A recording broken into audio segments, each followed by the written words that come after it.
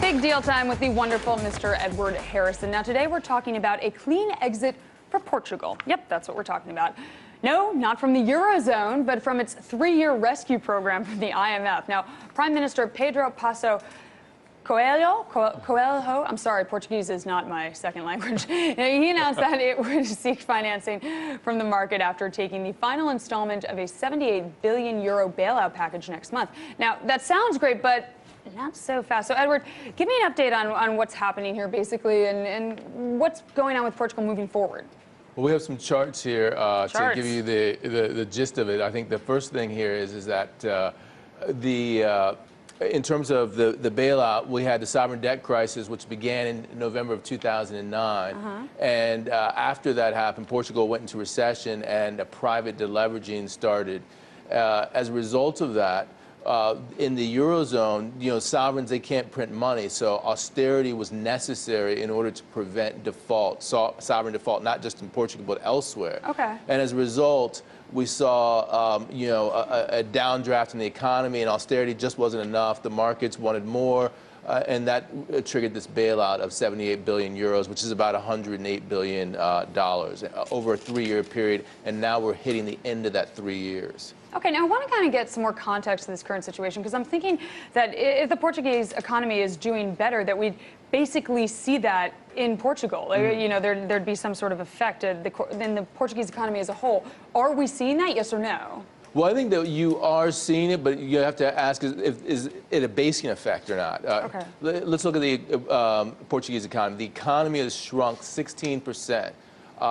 But as a result of that shrinkage, it means that exports are now 40% of GDP versus a 28% rise, or 28% pre-crisis level. And exports are up in 2013, 5% versus imports up 1%. So you see, more competitiveness export-wise. Unemployment has come down to a ridiculously high 15.2%, but that's down from the early 2013 peak of 17%. And Portugal was the fastest grower in the Eurozone in Q4 2013. Wow. Well, there you go. So those are positive, but it's a basing effect, meaning you're coming off a low base. Now, I want to take a look at this graph that we have.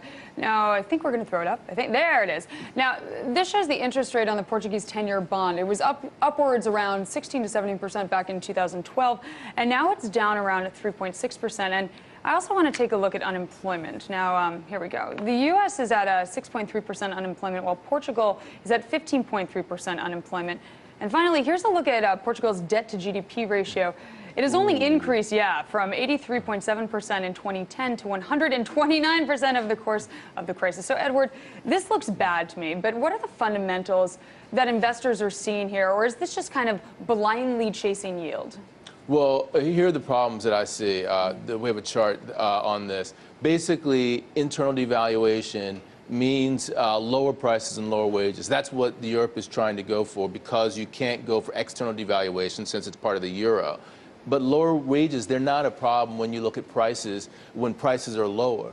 George Selgin, who you spoke to, who's a great economist, somewhat of a libertarian, he says, deflation is actually good, so lower wages in and of themselves aren't bad at all. It's actually when you have lower wages and lower prices together that you have a problem, because what happens then is that the lower wages mean lower consumption, and when you have lower consumption and high debt together, that gives you debt deflation and also has increased the government debt as the economy has spiraled down. Now, mainstream and establishment economists, they would recommend reflation. Basically, they want the private sector to reflate, to re-leverage. And that's what they would say is what you need to do. That's what we've seen in the United States happening. But here in what I would recommend actually, and this is why my blog is called Credit Write-Downs, is somewhat of a deflation via credit write-downs, but without the wage loss that we see through the internal devaluation strategy. So basically, the real problem here is that you're not clearing away all of this debt that's built up in the private sector, and in Portugal's case, also in the public sector, because the public sector is a currency user.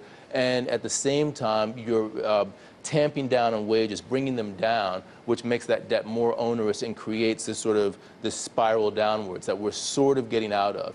If you have an exogenous shock, bad things are going to happen all over again, and you're going to see the same spiral downward again. And it's really fascinating, and I love that you can speak so well and give us so much detail on it. We'll have to talk about this more. I'm sure this won't be the last time.